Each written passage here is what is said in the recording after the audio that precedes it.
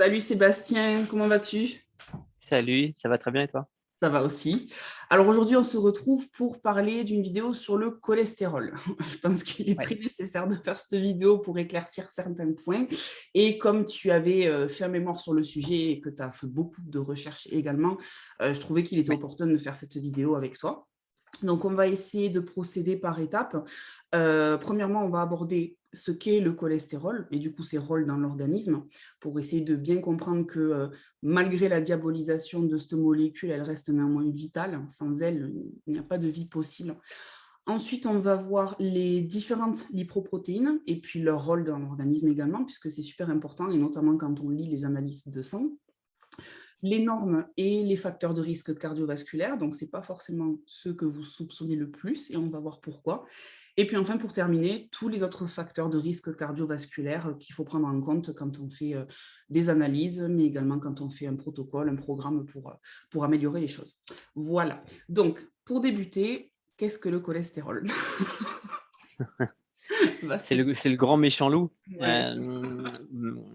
Alors, c'est un lipide euh, de la famille des qu'on retrouve uniquement dans le règne animal, c'est-à-dire que chez les végétaux, on ne retrouve pas le cholestérol. Et il existe sous deux formes. Alors, on ne va pas rentrer dans le détail de le nombre de carbone, etc. Mais il existe sous deux formes. Une forme libre, avec une partie hydrophile et une partie hydrophobe, et une forme estérifiée qui devient hydrophobe et qui permet le stockage dans les vésicules lipidiques. Voilà, pour faire entre guillemets simple. Pour faire simple, ouais, effectivement. Alors, au niveau de ces rôles dans l'organisme, ils sont très nombreux et surtout, comme Oui, je disais, ils sont absolument vitaux. On ne peut pas nécessaire. vivre Ouais. sans cholestérol, à tel point qu'il y a une biosynthèse qui est très importante dans l'organisme, qui est absolument nécessaire. Alors, je vais peut-être commencer par la vitamine D, puis après, tu renchériras sur autre chose. Donc, Ouais. la vitamine D, on la qualifie de vitamine, mais finalement, elle a une action hormonale, hein. Pourquoi on l'appelle vitamine? Parce qu'on peut également la trouver dans l'alimentation, mais mine de rien, la source principale reste le soleil. Donc, c'est pour ça que j'ai toujours tendance à insister, embêter tout le monde avec le soleil parce que c'est super important. Et donc, en fait, vous avez des molécules de cholestérol qui se situent sous l'épiderme, au niveau de la peau. Et quand vous allez être en contact avec les UV du soleil, ça va lancer en fait tout un processus où ce cholestérol va subir une première transformation, puis il va aller jusqu'au foie pour en subir une autre, et enfin il va terminer jusqu'au rein qui finalise la synthèse de vitamine D. Donc ça, c'est super important à comprendre parce que vous pouvez avoir des problèmes de système immunitaire parce que vous n'avez pas suffisamment de vitamine D, parce qu'il y a un problème au niveau de la synthèse de cholestérol, parce que peut-être vous prenez des statines. Donc tout ça, on y reviendra, mais il peut y avoir un effet avec les statines, un effet cascade en fait sur beaucoup d'autres voies métaboliques. C'est très important à comprendre. Donc ça, c'est pour la vitamine D. Et ensuite, nous avons par exemple les hormones. Ouais. On a les hormones, bon, soit stéroïdiennes, cortisol, aldostérone, donc les hormones surrénaliennes, et ensuite les hormones sexuelles, donc testostérone, progestérone et estrogène. Voilà. Et un dernier point sur le rôle peut-être très important, peut-être l'un des plus importants, même si la partie hormonale est quand même très importante, c'est la structure de toutes les cellules. La Mm. membrane cellulaire, toutes les cellules de notre corps, elles sont constituées d'une membrane, et cette membrane, elle est constituée de lipides et de molécules de cholestérol. Si on n'en a pas assez, on a des membranes cellulaires qui sont très rigides, et du coup, on a des échanges extracellulaires qui se font pas correctement. Effectivement, et du coup, qui peuvent totalement dysfonctionner. La cellule n'étant pas réceptive, par exemple, à l'arrivée des hormones qui se greffent au récepteur ou ce genre de choses. Parce que tout est question de Ouais, chimie, en fait, hein. Ok, donc effectivement, pour en revenir rapidement aux hormones, donc en particulier les hormones sexuelles, comprenez vraiment que tout ce qui est reproduction dépend énormément du cholestérol. Donc encore une fois, il ne faut pas le diaboliser parce que s'il augmente, enfin en tout cas qu'il y a un changement à un moment donné, ça peut indiquer quelque chose. Et c'est vraiment à interpréter avec des pincettes et non pas se dire il faut que je coupe totalement le cholestérol de mon alimentation. C'est De vraiment toute très façon, c'est assez simple. Il suffit de prendre un schéma Google Images, vous tapez un schéma pour chercher les voies métaboliques des hormones sexuelles. Tout en haut, il y a le cholestérol. bien. C'est la base de la base. Sans cholestérol, il n'y a pas d'hormones, que ce soit sexuelle ou surrénalienne. Ouais.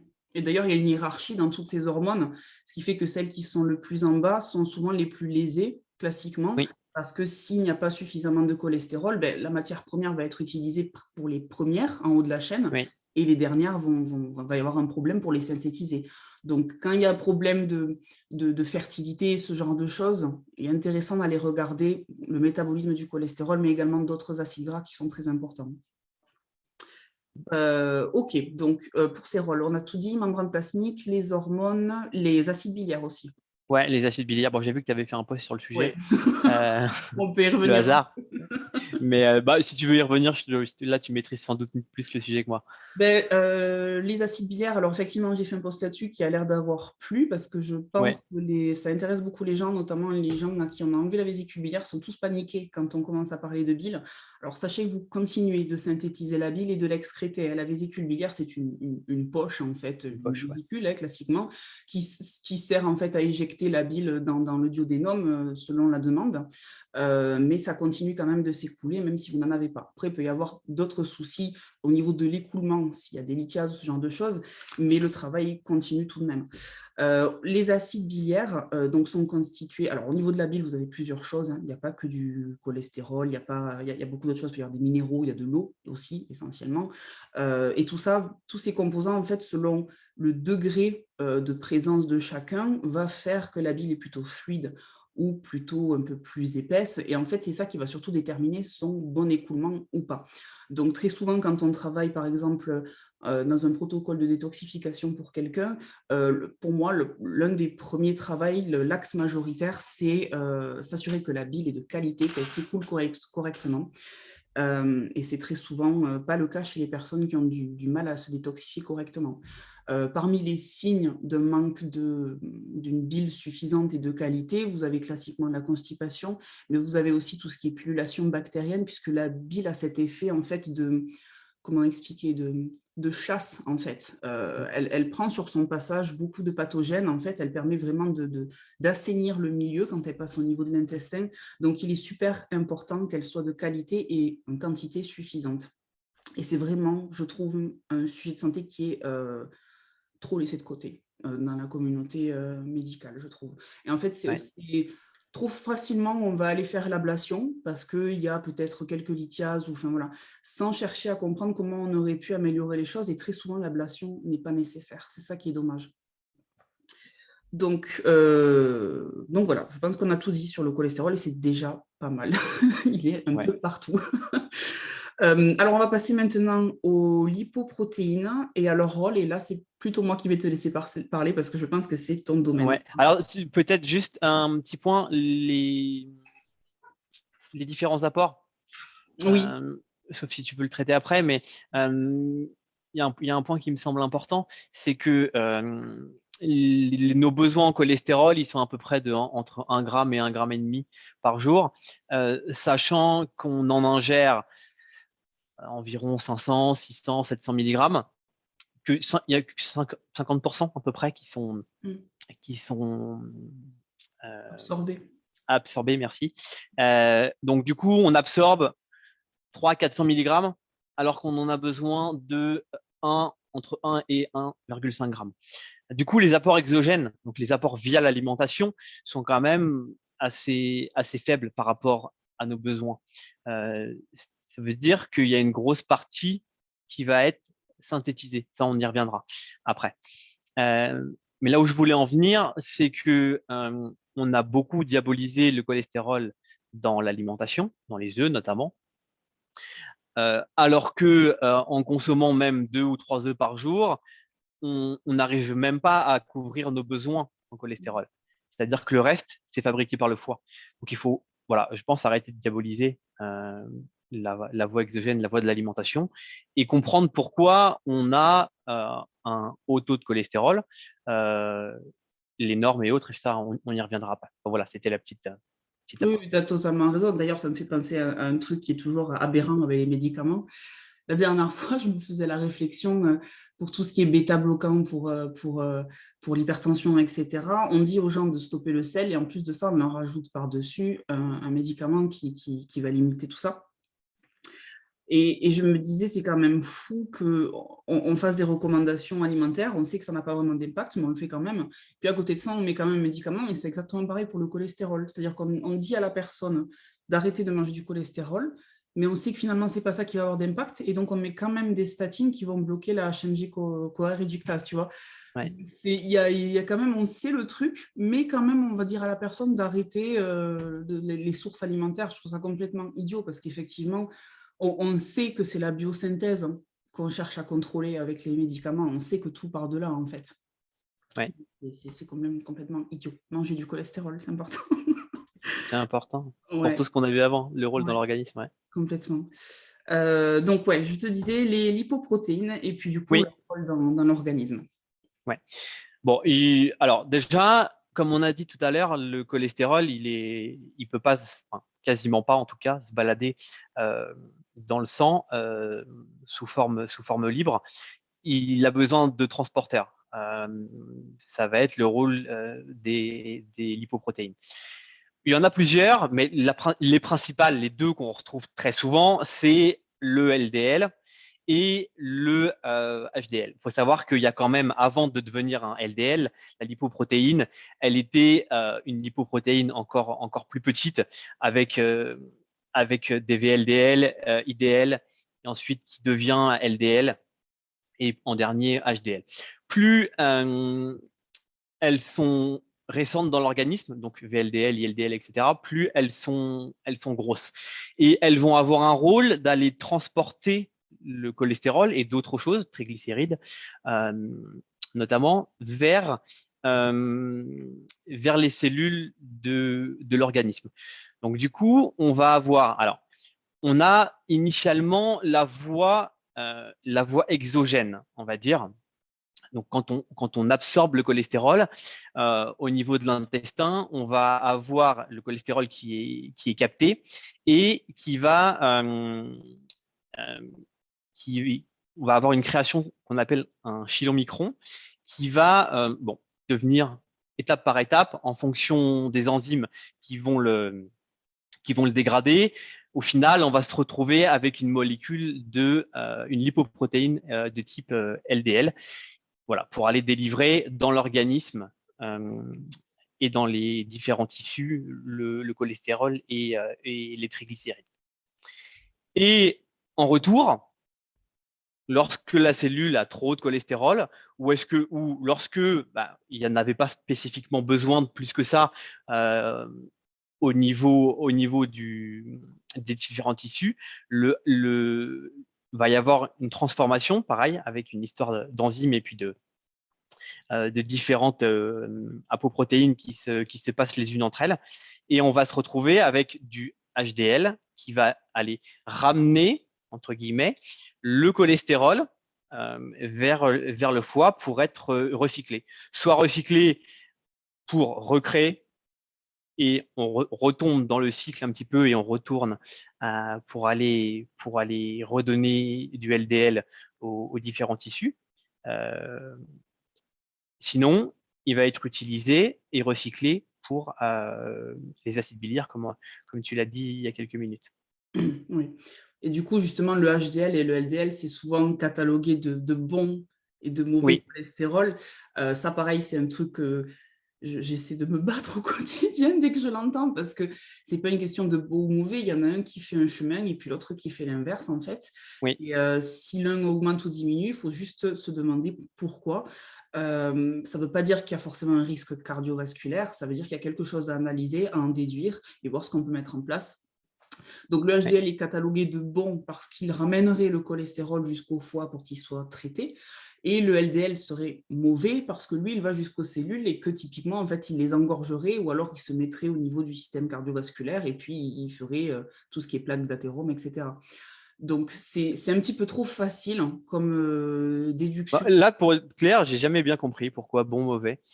je cherche toujours pourquoi à comprendre. Je pense qu'il y a des industries qui sont dans le jeu derrière. Ouais, forcément, mais il faut quand même comprendre qu'il n'y a qu'un seul cholestérol, déjà, qu'une seule molécule qui existe. Voilà. Et du coup, on a un transporteur qui emmène le cholestérol pour répondre à différents rôles qu'on a vus tout à l'heure. Pourquoi ce transporteur, ce cholestérol dans ce transporteur, dans cette lipoprotéine-là, serait plus mauvaise que le cholestérol qui repart de la cellule dans un autre transporteur, alors que c'est le même cholestérol? Ouais. Là, j'ai un truc que je ne comprends pas. Et Je sais pas. justement, peut-être, alors peut-être que tu pourrais parler de la densité pour essayer de leur faire comprendre. Ouais, alors effectivement, les LDL, elles sont petites, on dit enfin, plus petites et plus denses que les autres. Alors forcément, elles sont plus sensibles à l'oxydation. Voilà, elles peuvent rester, si on a différentes pathologies, on reviendra tout à l'heure, elles peuvent rester dans l'organisme et s'oxyder. Et donc du coup, là, on pourrait potentiellement, si facteur de risque, avoir des problèmes cardio. Mais c'est là où c'est un peu, je trouve, simpliste de dire que c'est à cause du LDL et donc de ce mauvais, alors que c'est la même molécule, alors que la problématique, elle vient pas de lui, mais de l'environnement autour. Oui, totalement. Mais c'est pour ça que au niveau des analyses sanguines, c'est extrêmement réducteur d'aller uniquement voir ça et uniquement se baser Oui. sur ça pour un diagnostic et pour la prescription de médicaments qui très souvent ne sert à rien et au contraire va aggraver certaines choses. Mm. C'est très problématique, mais les protocoles ont été montés comme ça pour faire des statines, un sacré truc bien lucratif Ah oui. depuis quelques années maintenant. Hein, ça remplit Ah, les... dizaines d'années, ouais. Ouais, ça craint quand même. Nous, on le voit, enfin, en tout cas, j'ai vu des patients à moi avec des cardiomyopathies, c'est le truc qui revient le plus souvent, vraiment, le plus souvent. Des douleurs musculaires importantes et Ouais, des ouais, souvent tendinite et autres. mieux. Ouais. Ah, c'est impressionnant, quoi. Mm. Puis des traitements en plus, pas d'appoint, hein, c'est des trucs de fond depuis des années. On leur a dit qu'en gros, c'était ad vitam aeternam, qu'ils ne pourraient jamais faire sans ça. Ils sont trop prédisposés à un problème de cholestérol et du coup, pendant 20-25 ans, ils prennent des statines. Il y a des dommages après qui sont irréversibles, la mine de rien. Donc, Oui. on ne leur en parle pas au moment de la prescription. Les gens font confiance, très logiquement. Et puis après, ils découvrent des symptômes, malheureusement, qui s'installent au fur et à mesure. Ok, donc pour la densité, on essaie de rester simple parce que sinon, ça va être... Oui, mais en gros, effectivement, pour, pour simplifier, peut-être, on a la lipoprotéine LDL, on va dire, qui transporte vers les cellules, vers les tissus, le cholestérol et les triglycérides.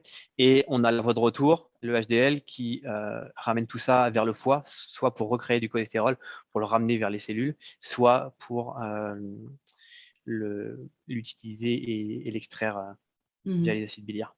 D'ailleurs, le ratio qui est utilisé entre HDL et triglycérides, c'est quelque chose que tu utilises toi aussi quand la lecture des analyses?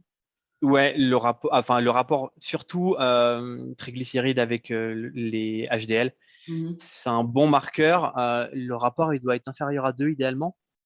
C'est quand même rare d'avoir un rapport en dessous de 2, mais idéalement, c'est ça. Mhm. Et c'est surtout un très bon marqueur aussi de résistance à l'insuline. Mhm. Ouais.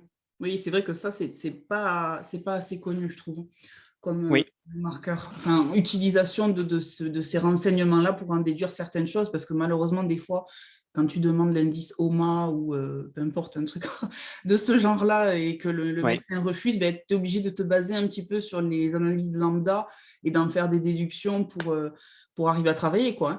Donc, ouais. c'est vrai qu'il faut avoir ce genre de petites astuces intéressantes pour en faire des déductions. Et puis après aussi, il y a tout ce qui est signe clinique, parce que bon, en général, quand une personne est résistante à l'insuline, Oui, ça, même a tendance à se... à capter en général. Ouais, ouais. Mais effectivement, la résistance à l'insuline, on a souvent triglycérides très hauts et HDL très bas parce qu'il y a une des enzymes, la L4, qui est inhibée. Donc, du Mm. coup, on n'a pas de, on a une baisse du HDL. Oui, d'accord, du coup, ça me permet de rebondir sur l'hypothyroïdie, parce que je pense qu'on va forcément en parler d'ici la fin. Ouais. Mais La thyroïde va avoir un effet sur la biosynthèse de cholestérol, puisque je rappelle qu'elle gère le métabolisme. Donc, tout ce qui est biosynthèse, elle le gère également. Donc, elle va avoir un effet stimulation sur la biosynthèse. Mais il y a également l'insuline qui stimule la biosynthèse de cholestérol. Donc, si vous mangez trop de glucides ou qu'il y a une résistance à l'insuline ou peu importe, un problème de métabolisme du glucose, vous pouvez avoir trop de cholestérol. Idem pour une hypothyroïdie. Et je rajoute également que la thyroïde gère également l'expression des LDL, des récepteurs LDL à la surface des cellules. Donc, en fait, quand vous êtes en situation d'hypothyroïdie, il y a moins de récepteurs qui sont synthétisés et qui donc sont à la surface de la cellule pour recevoir cette lipoprotéine. Et du coup, vous vous retrouvez avec le LDL qui reste en circulation dans le sang, ce qui fait qu'il va augmenter. Et donc, sur les analyses, très souvent des personnes en hypothyroïdie, vous avez le Ouais. LDL qui augmente. Mais ce n'est pas parce que vous mangez trop d'œufs, c'est parce que vous êtes en hypothyroïdie. Oui, parce que le corps s'est embêté à produire du cholestérol. On a dit tout à l'heure, c'était coûteux pour l'organisme, c'est une voie métabolique assez coûteuse.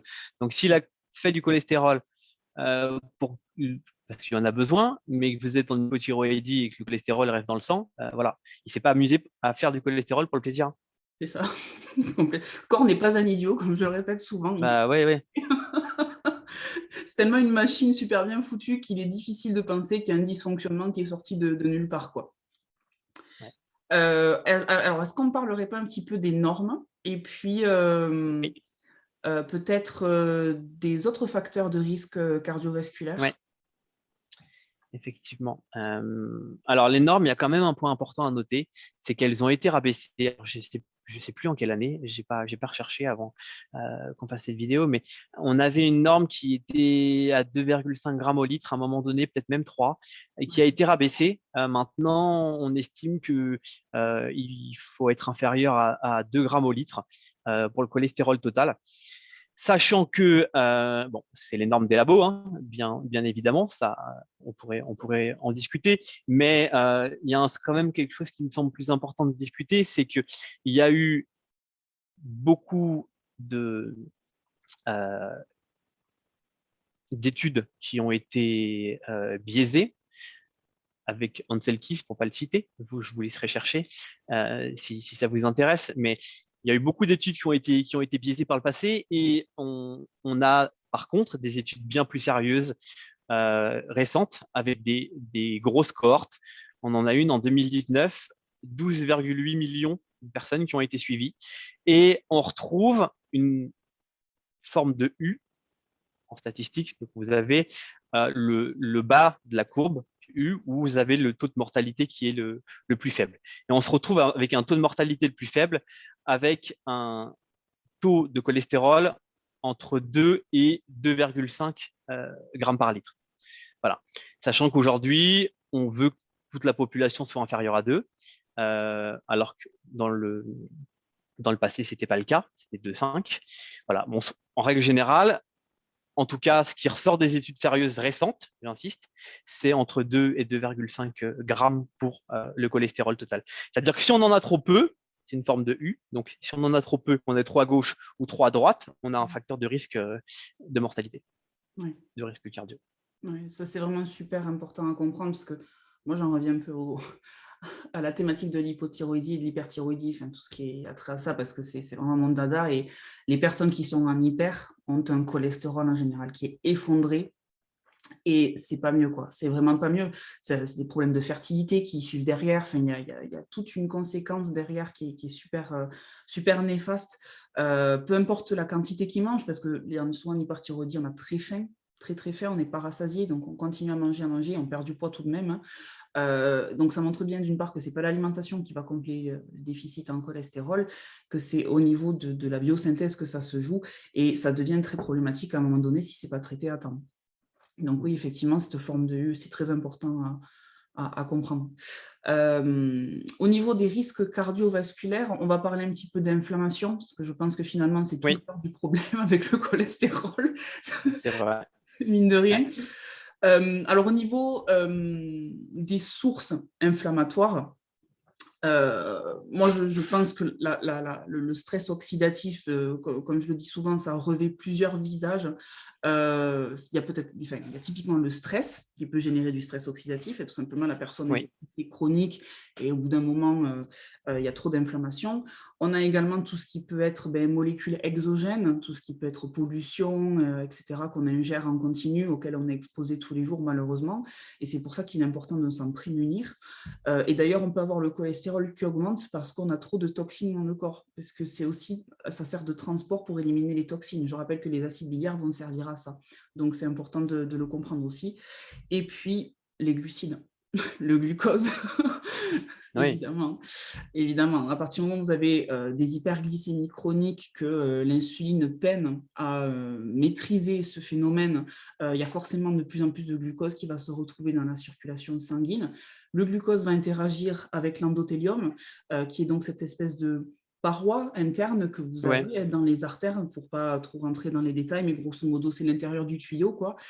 Et dans cet endothélium, vous avez des protéines, vous avez des acides aminés, c'est fait de tout ça. Et il y a une réaction qui s'opère entre le glucose et ces acides aminés, qu'on appelle la glycation des protéines, qui en gros vont caraméliser. C'est un petit peu l'image que je donne en général pour imager la chose, une sorte de caramélisation qui se met en place. Le problème, c'est que ça va générer, comment expliquer, des lésions, des sortes de micro-lésions que le corps va chercher à colmater, à cicatriser. Il va envoyer sur place des cellules immunitaires pour essayer de travailler dans ce sens.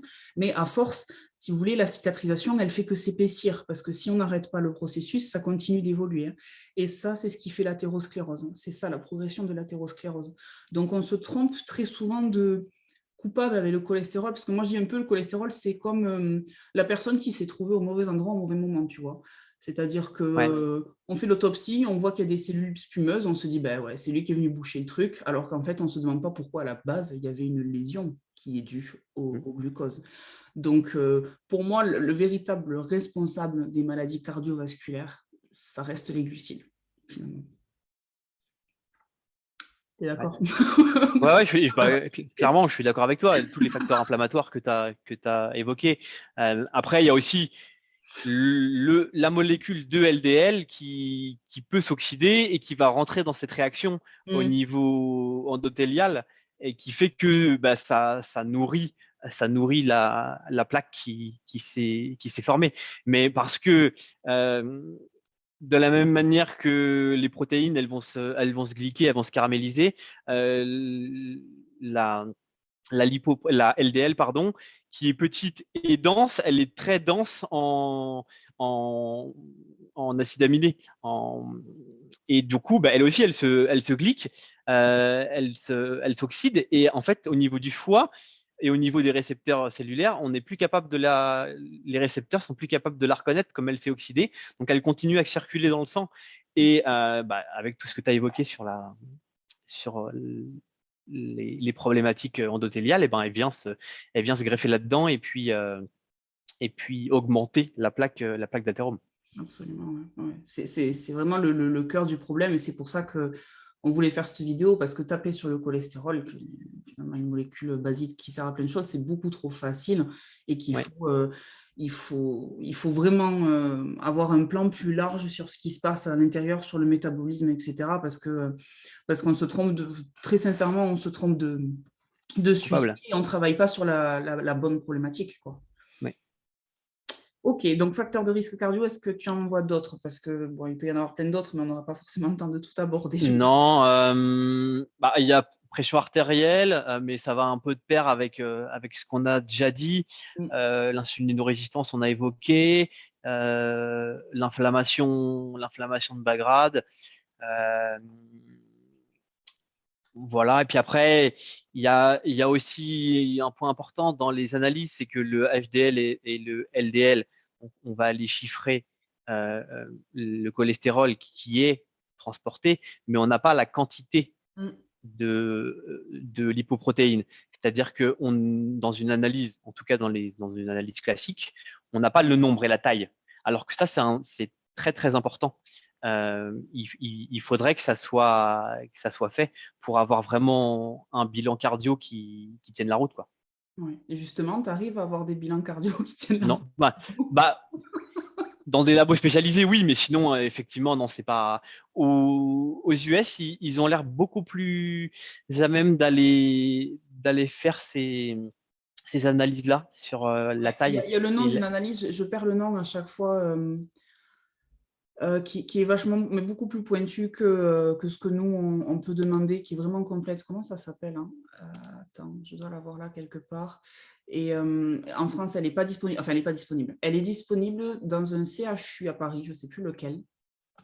C'est le seul endroit où il le faut, mais il l'utilise uniquement en fait pour les études, pas pour le public, pour d'accord. faire des analyses. Où est-ce que je l'avais mis, ça? Lipide. Hop. On a le lipoprofile, ça s'appelle. D'accord. Lipoprofile, et en fait, là-bas, aux États-Unis, c'est hyper simple de le commander. N'importe quel praticien de santé, tu n'es pas obligé d'être médecin, hein, peut le commander pour son consultant ou son patient. Et là, on a vraiment le détail des lipoprotéines, de la contenance, le caractère hétérogène ou pas, etc. C'est vraiment, vraiment super bien fait. Et ça te donne vraiment une excellente photographie de ce qui se passe à l'instant T. Donc, tu peux vraiment bien bosser sur le stress oxydatif, hein, tout ce qui, du coup, te semble nécessaire. Nous, on est obligé de faire avec ce qu'on a. Et quand le médecin Oui, accepte oui. de prescrire, ou alors si la personne veut bien le prendre à sa charge, mais ce n'est pas toujours évident parce qu'à la fin, tu te retrouves souvent avec une note assez Ouais. salée quand tu vas aller tout voir, hein, malheureusement. Bon, sur le cholestérol, c'est pas ce qui coûte, c'est pas ce qui coûte le plus cher, mais Oui, c'est juste si tu veux rajouter d'autres paramètres ouais, pour ouais, avoir c'est une vue ça, clairement. d'ensemble, malheureusement, c'est pas à la portée de tout le monde. Mais c'est vrai que, en tout cas, ce qu'on peut aller voir, c'est, comme on le disait, donc les apolipoprotéines, Oui, les particules qui se trouvent sur les lipoprotéines, qui finalement vont davantage nous en dire sur la teneur et le caractère problématique ou pas, que juste aller regarder les lipoprotéines, quoi. Et on a également, en général, moi, ce que je demande avec le panel lipidique, c'est à côté le panel inflammatoire et tout ouais, ce qui est métabolique, parce qu'on peut pas juste regarder une partie du tableau et juste après jouer au magicien à faire des déductions. C'est beaucoup mieux d'avoir tout de visu pour bien travailler, quoi, je trouve.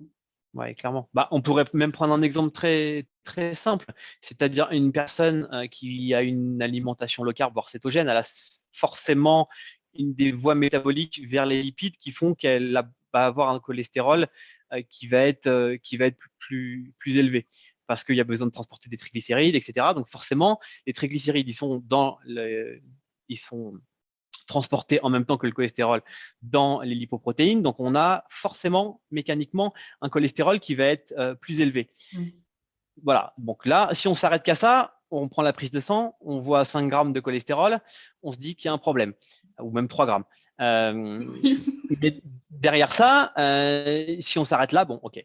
Mais si on fait un bilan bien plus complet, qu'on regarde la résistance à l'insuline, qu'on regarde les facteurs inflammatoires, qu'on regarde le stress oxydatif, comment est-ce qu'il est géré, et ben là, on se rend compte qu'en fait, la personne, elle a aucun problème métabolique. Donc du coup, c'est simplement normal. Elle a besoin elle a elle a des voies métaboliques peut-être un peu différentes ou des besoins de cholestérol qui sont augmentés pour X ou Y raison, qui font qu'elle a un taux de cholestérol supérieur à la normale et pourtant elle a aucun problème parce que le reste à côté est nickel.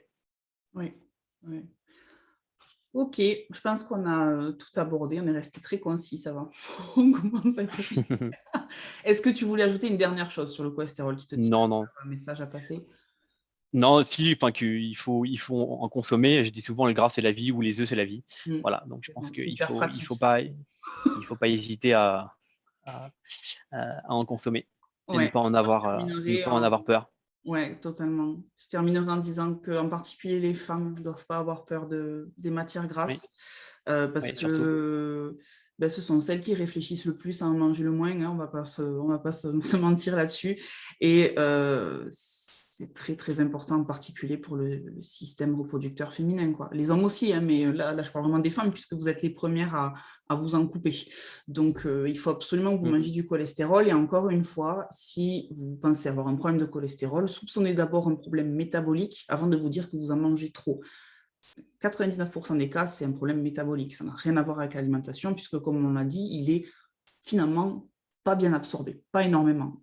D'accord? Donc, c'est Ouais. surtout la biosynthèse qui compte et il faut aller voir de ce côté-là. Et OK? puis les hypercholestérolémies familiales, il y en a Aussi. très peu. Oui, oui, C'est tellement mineur qu'on a vite fait de dire que c'est un problème d'hypercholestérolémie familiale, alors qu'en fait, c'est pas le cas. C'est un problème, comme tu as dit, autre. complètement. Donc, il y a des choses à faire et à ce moment-là, allez voir un thérapeute, hein, faites pas l'apprenti sorcier tout seul, ça sert à rien. Cherchez quelqu'un qui saura exactement vous faire gagner du temps et de l'argent en faisant faire les bonnes analyses et le bon programme pour améliorer les choses. Bon, je pense qu'on a terminé. Merci Sébastien. Merci. Allez, bonne journée. Merci à toi aussi. À plus tard.